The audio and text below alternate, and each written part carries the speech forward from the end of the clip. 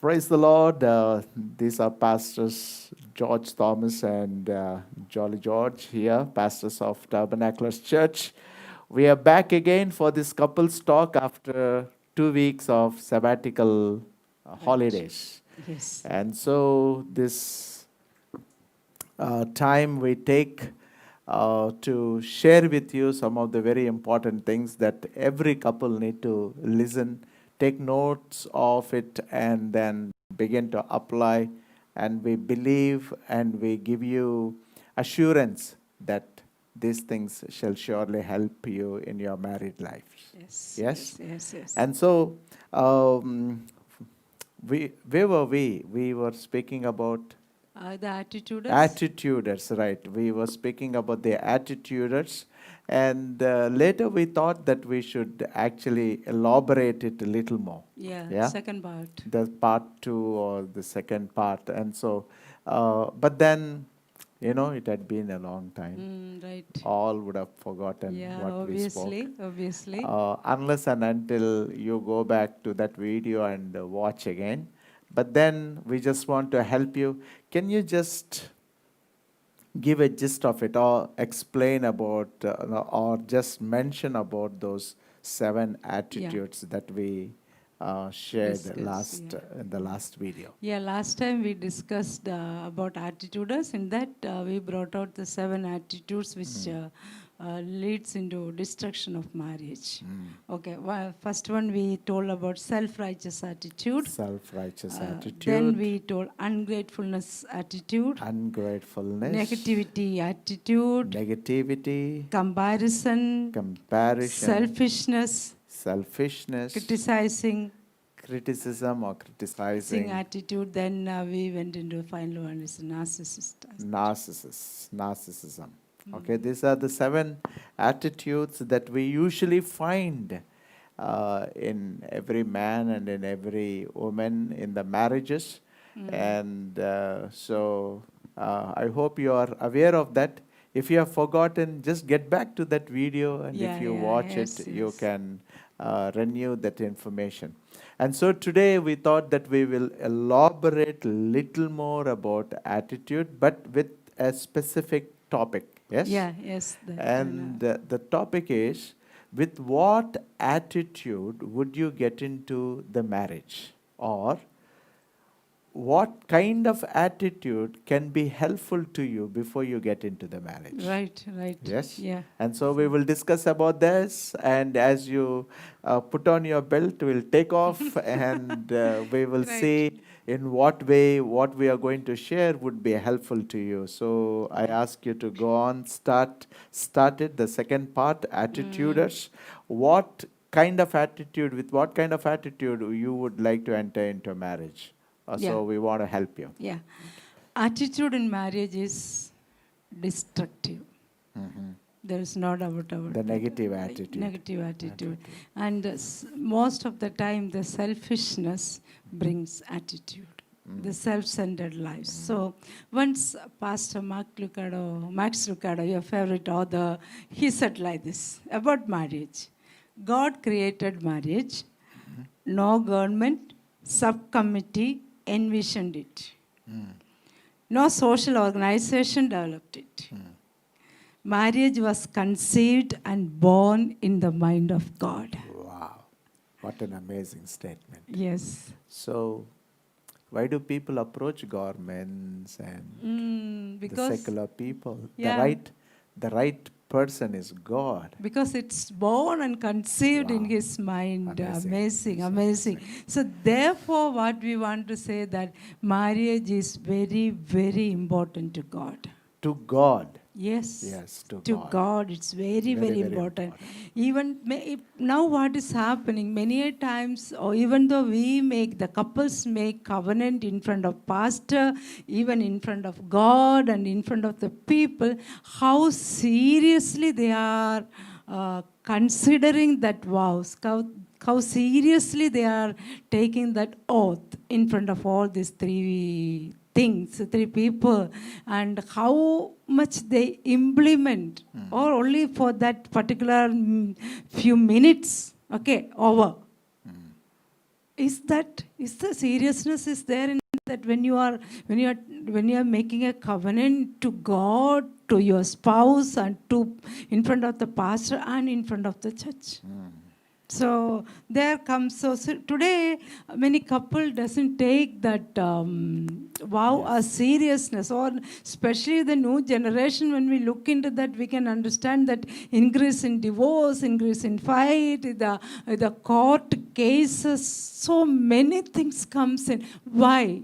Because of the attitude problem. So in order to save marriage, what are the attitudes you need to develop, or you need to have a self-check? Yes. Self-checks. While you are single, when you check yourself, you may not be identifying your attitude. Therefore, you need a counselor. So that's what we encourage the spinsters or the bachelors, those who are ready to get married. We encourage you to go for a premarital counseling. Okay. Yeah. So that's the first thing, you mean? Yeah. That's the first thing. So before you get into your marriage, the very important thing that we want to help you is that you should approach for a premarital counseling. So for that, parents plays a vital role too. Okay. Because a girl comes to become 22, 23, 24 or 25, and the boy comes in 25, 26 or even 23 or 24. So he or she came in, okay, this is time to get married. But do they see that their children are mature enough to get into marriage? Can they handle all the issues and challenges which they face? Okay.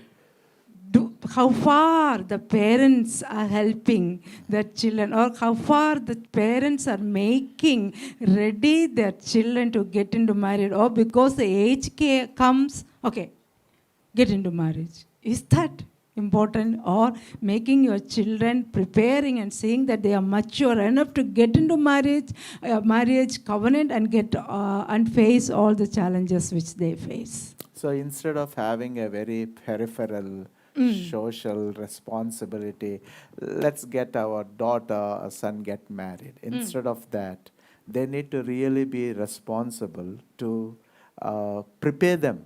Yes. Really prepare them to get into their marriages. Yes. Yes? So that's what premarital counseling, you need to go to a professional counselor, or for us, pastors are available in every church.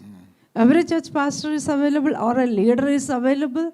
You need to approach, the parents need to approach, not just before 1 day or 2 days or 1 month before. If you asked me, at least 6 months of counseling, premarital counseling is very, very essential. So if I have to summarize, there are kind of 2 levels of premarital counselings. One is given by the parents. Yes. So you say that it starts way earlier. Yeah. So they have to counsel them for their marriage. That's number one. That happens in the house. Yes. And the second premarital counseling is that professionally they should approach a pastor or a Christian leader or a professional counselor. Yeah. Okay. So then another thing I want to tell, that usually mothers, they'll say a girl comes to the age of 20 or 16 or 15, whatever it is, we say, oh, you have to go to a different house. Somebody else's house you need to go. So you need to learn cooking. You need to learn this. But how far you are mentally preparing that child to handle the issues which they face? Is it only cooking?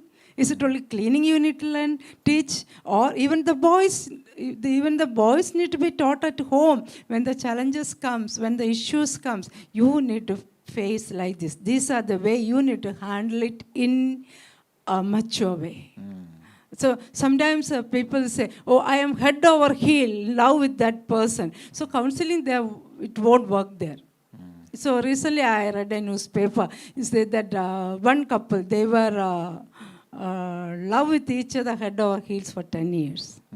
Okay, after the 10 years they got married, and 15th day of the marriage, the wife is found dead in the bedroom. My God. What happened to the love which is head over the heels? Were they prepared to get into the marriage? Were they prepared to tackle or handle all the issues and the challenges which they faced? You know, this is the new generation. Yeah. They try to see a very easy way out. Break up, suicide, or just to put an end to it, and they always look for something new. Yeah, they think that the marriage is okay. It's a contract.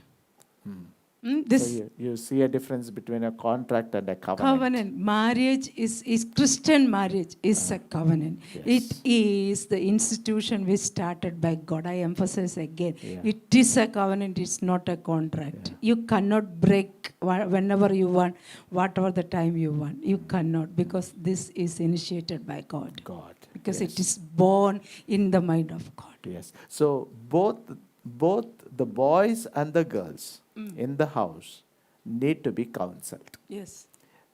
That's wonderful. One more thing I want to add here. A long time back, I read a book. In that book, the author says, as soon as a child born, it is the responsibility of every parent to pray for their future spouse. I read that too. Yeah. Yes. So we need to pray as soon as a child is born. A parent, both the parents Yes. need to pray for the marriage of that child from Yes. the very beginning Yes. of the day of the birth. Yes, yes, because it's our responsibility, not just before 1 month before. Pastor, see us alliance for my daughter or alliance for my son, and please pray for their marriage. No, it is a parent's responsibility to pray the time your child is born. So a right attitude for either for the boy or the girl is actually seen in their parents. Yeah, it should start from the home. So the parents actually imbibe that character. They Yes. pass on that attitude Yes, into the minds of the children. Yes. Yes. So the children will see the marriage from the perspective of their parents. Many a times, then the counseling can help. So second thing is. So that's the first thing. First thing is we recommend you that you should have a premarital counseling on two levels. One, it begins much earlier from the parents. And secondly, you need to approach a professional counseling, either by the pastor or from a Christian leader or from a professional counselor. That's number one. Then what's the second thing? Second one is, after getting married, there we need counseling too. Okay. Not only the premarital counseling, but marital counseling. So that specifies that marriage is not, Bed of roses. a bed of roses. Yeah. It is not every day, so sweet, so soft, so nice. So everyone who gets into marriage, they need to know it is complicated. Oh, yes. Yes? Yeah. They're going to be thorny. It is going to be very thorny, and it is going to be difficult. They're going to face storms, cyclones, tsunamis, earthquakes.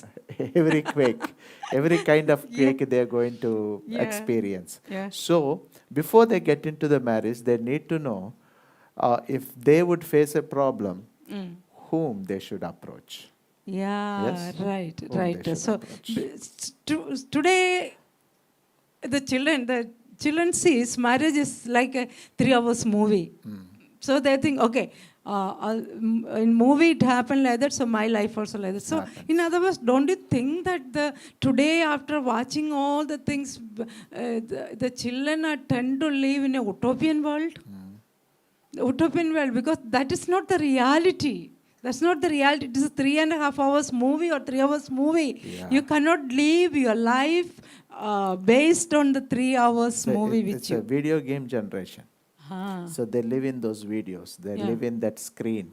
They live in those stories. Virtual things. Virtual things. Yeah, that's what they are not able to handle the practical problems today, because everything is virtual. Everything is, in other words, I want to say that the media will ask you, or media will teach you, media will think on behalf of you. There is no space for you to thinking also. In other words, you have become very passive there. Because media has certain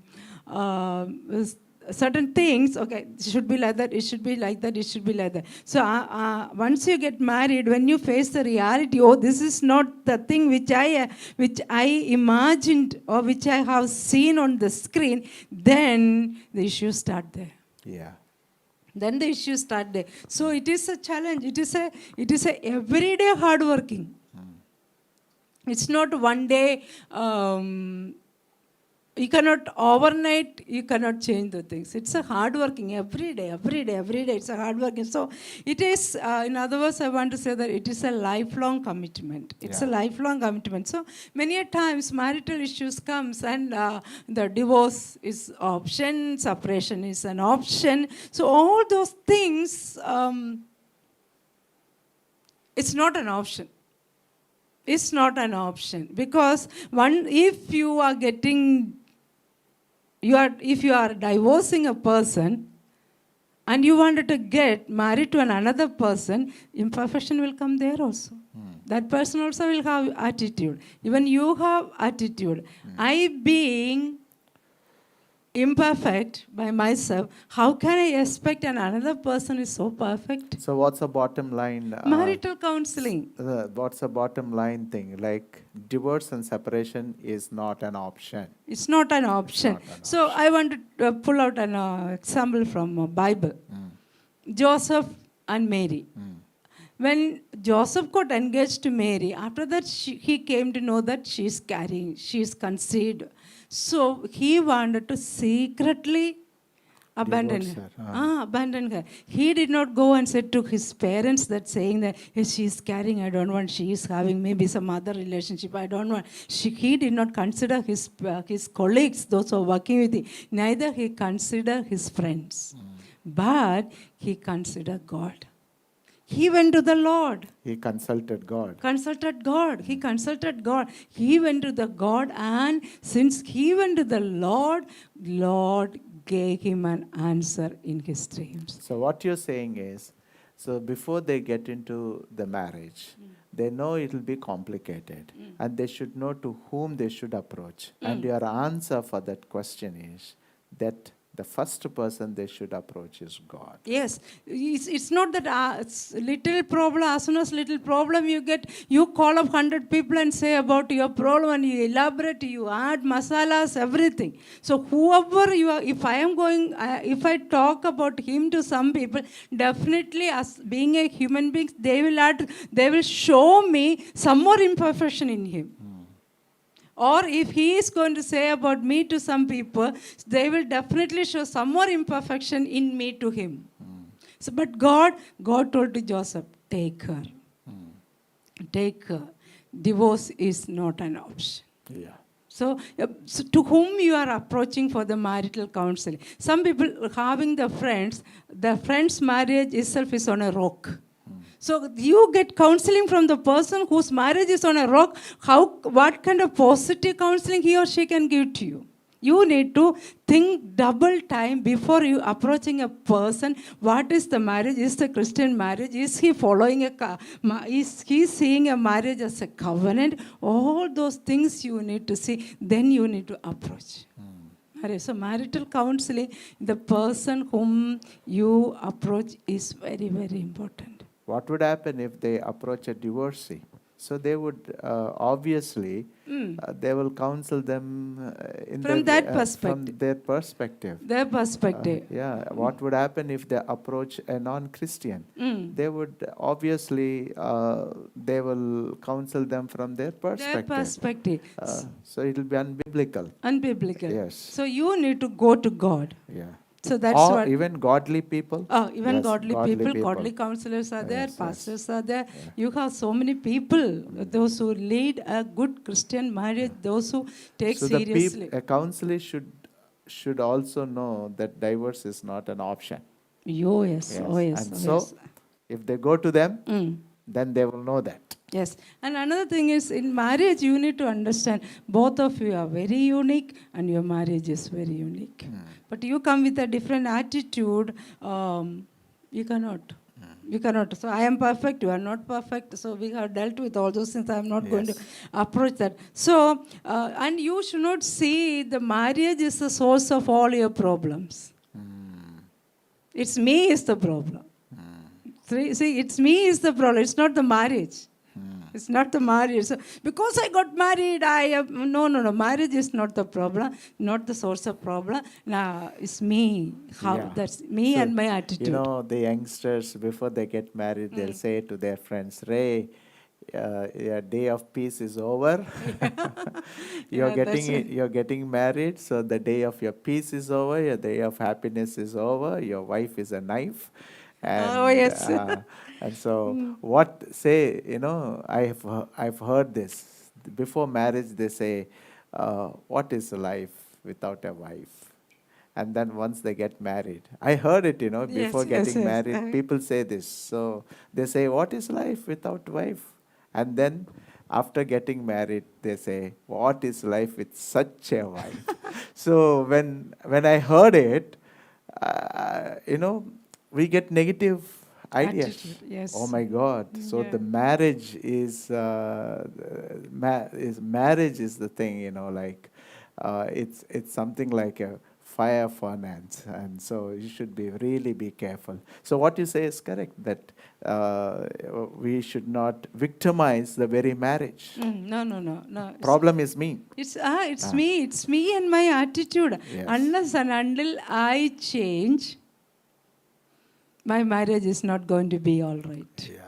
So I cannot, see, I come with a full attitude with the rules and regulations. Oh, within overnight I'm going to change my husband. So this is what I'm going to change him. This is what I'm going to change him. And my husband came with the same attitude. Oh, I am going to change her. I am going to change her. I'm going to change her this way. No, it's not going to work out. Nobody changes. So they fight for a change. They fight for a change. So unless and until you yourself or I myself change, nothing is going to happen. Because we counsel a whole lot of people. Other day, I think last year, I was counseling one sister. Then she told me, sister, all these years, they got married, I think 19 or 20 years. All these years, I thought I can change my husband. But of late, after hearing the messages in the church, I came to know that it's not he, it's me, I had to change. I tell you, after she took that decision, their marriage turned just like that. Now they are living a happy married life. Praise God. So that's what, it's not, you cannot change your husband or you cannot change your wife. You are the person need to be changed. So that's what you need, our blame game need to stop. You need to, so these are the two important parts. One is the premarital counseling, then the marriage counseling is very, very important in the marriage. So after they get married, they need to know to whom they should approach. That's very important. And what's the third thing? So that's what, so in this thing we can, our attitude, it helps, the counselors help to help us to understand what is the wrong attitude I have. So that's what. Third thing is, another thing is the devil's part. Devil? Yeah. Devil in the marriage? Yeah. I'll ask you one question because you are a sports person. Okay. Why a football team, they watches the opponent's game always. They put it, they record it and they'll see it, watch it again and again and again in the in a system or where. What is the reason they wanted to watch the opponents playing? Though I'm not a soccer player or football player, Okay. I think this is done by every sport, like in cricket. So what do is, we actually need to know the strengths and the weaknesses of our opponent. their plans, their schemes. Oh, yes, yeah. And so they keep watching the matches, and especially the football, they keep watching where are their weaknesses, what are their schemes, what are their plans. So this is what they do in games. That's what I And like. so that when they play with the same teams, they will know those schemes and they play accordingly so that they can beat them. So that the enemy schemes won't affect you. Yeah. You are straightly attacking the schemes of the enemy, or you plan opposite of the schemes of the enemy, right? Yes. So that's wonderful. So the same way in Christian marriages, there is an enemy called devil. Number one devil, number Yeah. one enemy. The liar. The whole idea and the intention of the devil is to divide the Christian marriages. So all the Christian couples, whether you are young or old, I wanted to tell that the whole idea and the intention of the devil is to divide the Christian marriage. So that is very, very important. Because the attitude you show towards your spouse, it comes from the devil itself. He put those attitude. He put all enmity. He put all that hatredness, everything in your mind. In other words, I wanted to say that you are dancing according to the music of the devil. Yeah. So what you say is, we need to really check our attitudes, whether they come from the devil? So you need to realize that. Yeah. Because Satan hates marriage. Because the reason is because marriage is more than a sexual union. It is a spiritual union. So there, and also marriage is God's idea. The very idea of God, the devil hates it. Right. So suppose there are parents on either side. The parents of the boy and the in-laws of the boy, or the parents of the girl and the in-laws of that girl, or anybody, siblings, friends, neighbors, both of them need to understand, if anybody speak anything in regard to put fights, you see, then they should really identify those words are from the devil. All right? Even if it is from their parents. Oh, yes. Even if it is from their own siblings and friends. Yeah. Or the people whom they love. If they should really identify that if the words spoken by them are somehow bringing a division between the couple, then that kind of talk is from the devil. Even a sarcastical word which is spoke against your spouse. Then they should be cautious dealing with those kinds of people. Yeah, that's what. Even if you lose a friend, no problem. But you need to see that your husband or wife dignity is covered. They are covered. Yeah. That's what. Okay, friends are okay, but how about parents? It's very challenging. Border. You need to draw a border. We need to draw a border. It is not that we lose them, but we need to put a border. Yeah. We need to place it in its place. Yes. That's what the other day I heard one pastor was saying like this. As soon as God brought Eve in front of Adam, Adam told, "You are bone of my bones and my flesh of my flesh." So he gave a very nice illustration. I thought, okay, it's nice. He thought its bone is alone. If there is no flesh on the bone, wherever the bone goes, it touches here and there. It's get hit and it breaks. So, but if there is, the husband is the bone. If somebody is talking against the husband, the wife is the flesh. She will cover. When the flesh is upon the bones, what will happen? Nothing can happen to the bones. The same way, when the flesh alone is very weak. It cannot stand even long. It is shapeless. Yes. It is helpless. It is weak. So when there is a bone inside that, the flesh is strong. Yeah. So that is the what is that? That's the nature of the marriage. You are the bone of my bone and the flesh of my flesh. Wow, So nice that is a illustration. responsibility. When husband is dull or he is facing some problem, you should not show the attitude. Manjida indi. So you troubled me a lot, no? You did to me, no. Now you got like this. This is excellent. No, that should not be the attitude. Okay, what happened? I am there with you. Together we will face. Or if wife has some problem, you torture me long time back. No, now this happened. It's very good. I am so happy. No, that should not be the words which comes from your mouth. I am there. Whatever happened, I am there with you. I stand with you. So that's what you are a bone of my bone and If flesh. that is not happening, then that is from the devil. Yes, the division. So that's the work of the devil. He Yes. divides. Yeah, he divides. So any pranks that he plays, any word that comes, any plans that we discern, which are pro division, which brings division, then the couple must understand it has originated from the devil. Yes. Right? Yes. Say it is friends or parents or siblings, from wherever it comes, they should really understand if any word, if any plan, or if any action that brings a division, it is from the devil. Yeah. For Yeah. example, after you get married, it's a challenge, right? Marriage is a challenge. There will be a lot of things will come.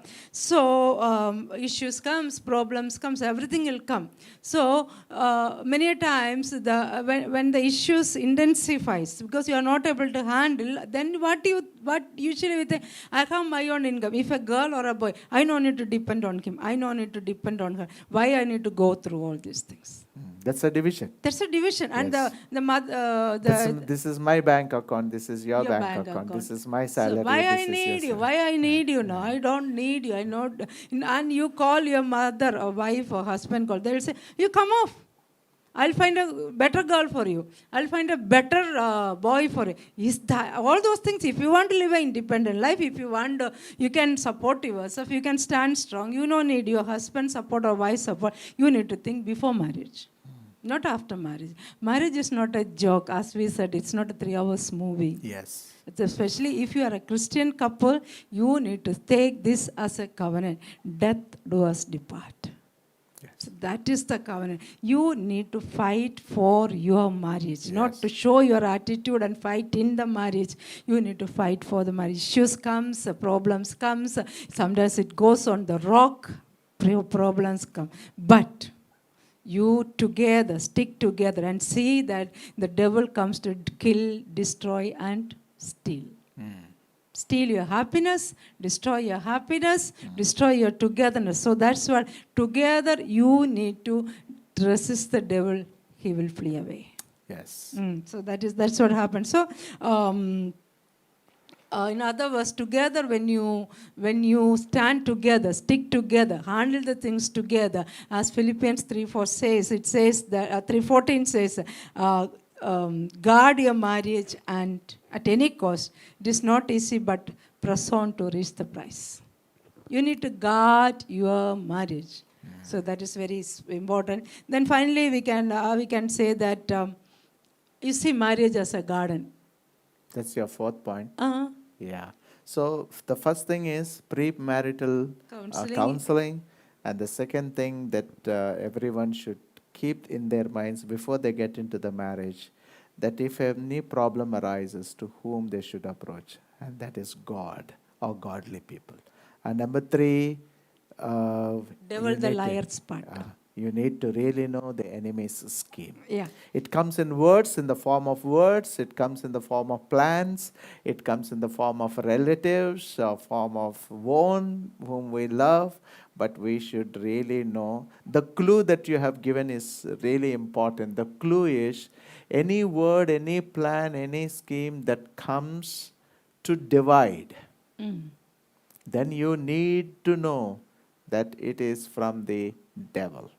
Yes? yes, It yes, is yes. from the devil. Oh, let's go to the court. Oh, let's go to the police. It is from the Devil. devil. So, Or you just walk away from her life. You just pack your luggage and come off home. It is from the devil. devil. Yeah, It's division a comes from the devil. devil. Because he But divides. then it is complicated. Sometimes, you face physical abuse. Yeah. And sometimes you see domestic violence at a very high level. Emotional And some torture. tortures. And so There are exceptions. there are some exceptions, like you need to leave the place. What brought into that level? Yeah. That you need to That see. you need to. That you need Don't to. let your marriage go to that extreme. Don't Yeah, let it. don't allow As it. Peter says, pluck it at the roots. Yeah. And you got married at the age of, after 18 only. 21, 22, 23. You are a mature person to take your own decision. When you lean on somebody, you get a wrong counseling. It is my marriage. It is my life. You need to stand. You need to stand. You need to stand.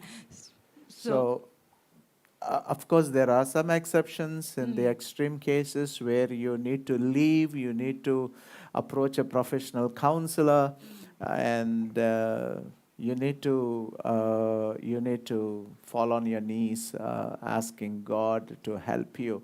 Yes, But right. then those are some exceptions. So we are dealing with this very important thing. In what way can we help you before you get into the marriage? What kind of attitude that you should look out for? All right. And so when you were discussing these things with me, I thought your fourth point is the paramount point. Yeah. That's a wonderful point that Yes. everybody should know it. So why don't you say it out? Because the marriage, What's the fourth point? dream big. Dream big. So before you get into the marriage, your attitude is you should dream big. It's not that, my God, my peace is coming to an end. Uh-huh. It's not that my life is coming to an end. You need to dream big. Somebody type for us, dream big. Dream big. Dream big. Did Yes. you dream big? I have to I have to really I don't really remember. Okay. I don't really remember.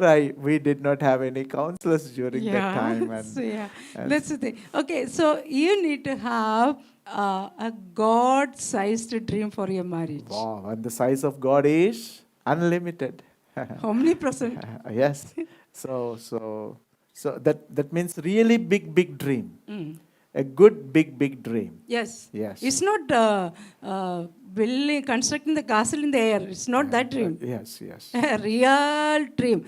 Where is my destiny? Where both of us together? Where we are going to reach together?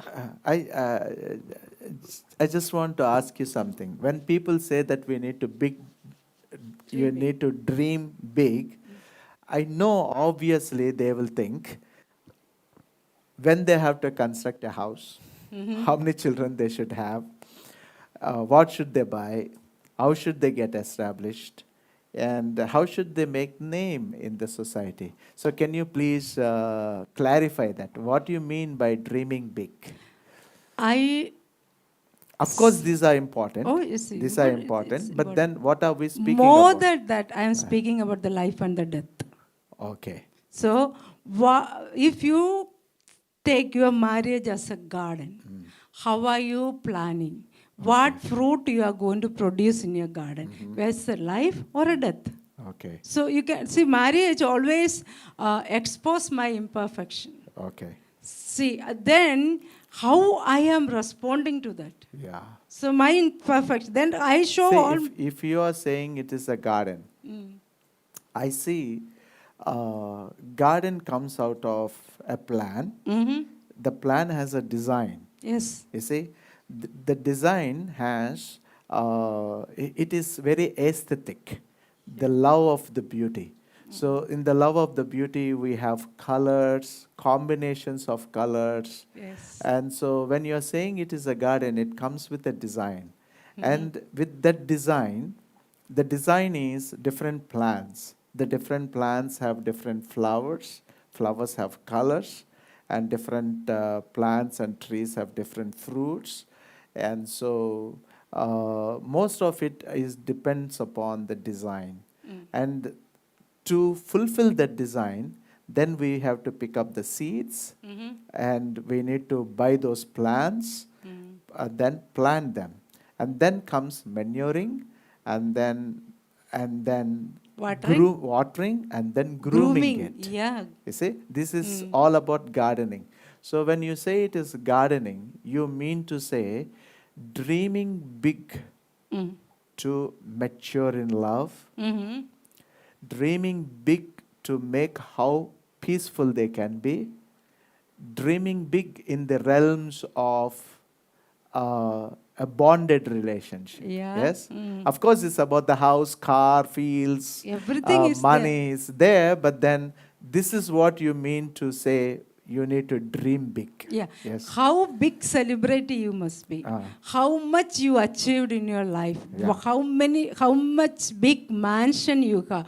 Whatever the expensive car you have. But once you come to your home, if you don't find the love and the peace, all these things I tell you it's waste. So we need to cultivate and groom that love, peace, joy.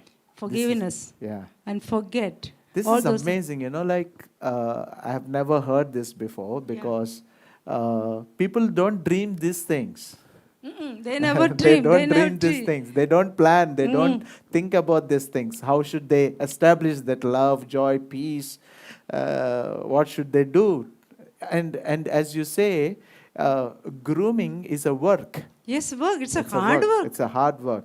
So we need to really groom. So both the husband and wife need to really plan how they can groom their spouses. Their group. See, suppose it's always this. You groom me many times, but you don't groom me in front of the people. See, I mean corrections. Corrections. Yeah. So sometimes I make mistake in front of my children or in front of somebody or whatever the mistake I make, once we comes into our home when the children are not around, only you correct me. Yes. So that's very, very important. So in front of somebody else, in front of the parents or the siblings, if you try to correct your spouse or groom your spouse, I tell you, your attitude take into. So you mean grooming is take that garden scissor and cutting, and it has pain. It is painful. It is painful. So how do you deal with that pain? With maturity. With maturity. If that pain brings something good, then it need to be done only in the parameters of husband and wife. Absolutely between both of you. Both of them. So if husband, husband also imperfect, wife also, if husband has done something wrong, don't criticize him, don't blame him in front of anybody. Yeah. It is in the privacy of your bedroom. Find a nice, good time. Good time, yeah, good nice time. Fine. So you take him inside and say, honey, whatever you are calling, see, this is what happened. It's okay, we can make it. Make it. It's not you open your mouth and you start to criticize. I tell you, you lose him or lose her. Yeah. So we need to find the ways, different ways, to communicate. It differs from person to person. Person to person. Person to person. We cannot give examples on every person acceptability and their communication methods, but you need to find your way. The only clue that we can give is communicate so that your communication will not erupt into fight. Right. So find your way. Yeah. You need to find your way. Yeah, you need to know. That's what it says now. When you are so angry, don't take a decision. Yeah. When you are so happy, don't give promises. Something really personal. Some couples, when they are intimately in relationship, they try to correct. You see? That's a wrong time. Yes. That's a real wrong time. Don't do that. We are just helping. Don't do that. Yes. Don't manipulate. Don't manipulate. Don't manipulate. You need to really see a time. You see? I learned this. When you react, when you get angry, suppose as a parent, when I get angry on my child, and when I react immediately, it is my hand that goes. You see? We are speaking in an Indian context. See, so my hand goes to beat, but then I call that as violence. All right? I call that as violence. If in anger, if you react, I call that as violence. But I call the another thing in a different way. Suppose if I need to punish the child, I don't raise my hand. I take a cane. That's the reason we should not spare a rod. So if I take a cane, it is not a violence. It is discipline. Yeah. You see? So there's a huge difference between violence and disciplining. In the same way, between husband and wife, you need to really know how to communicate and how to fix the problem. Deal with the problem. Yes. Another thing, you need to face the problems. Yeah. You cannot always get into your shell and avoid it. When you avoid that problem, it will grow. It will grow into big mountain. So there in the root is a sit together when both of you are having a good mind. So suppose you are going on a date or both of you are going alone outside. That time I suggest that don't bring out that problem. Don't bring out that problem. That's not Traveling the time to time? discuss. Yeah. Traveling, that's not the time to discuss the problem. That's the time for you to enjoy each other, to grow mature in your love, all those things. But there is a time when you both of you are at home where there is an ambience to discuss your problems. Yes. Then you can discuss. So fixing the problem. Where, when? Where and when. Yes. That is not on your vacations. No.